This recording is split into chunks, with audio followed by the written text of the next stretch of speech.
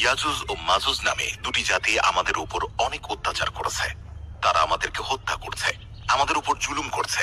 আমরা যদি আপনাকে কিছু মূল্য দিই, তার বদলে আপনি কি তাদের ও আমাদের মধ্যে একটা দেয়াল নির্মাণ করে দিতে পারবেন?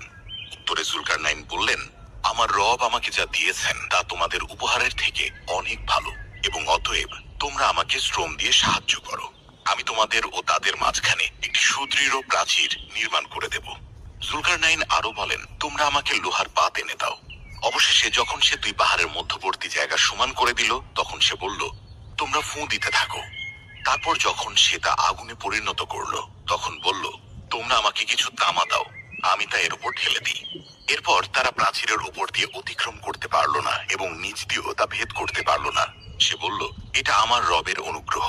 অতঃপর যখন আমার রবের ওয়াদাকৃত সময়ে আসবে, তখন তিনি তা মাটির সঙ্গে মিশিয়ে দেবেন, এবং আমার রবের ওয়াদা সত্য।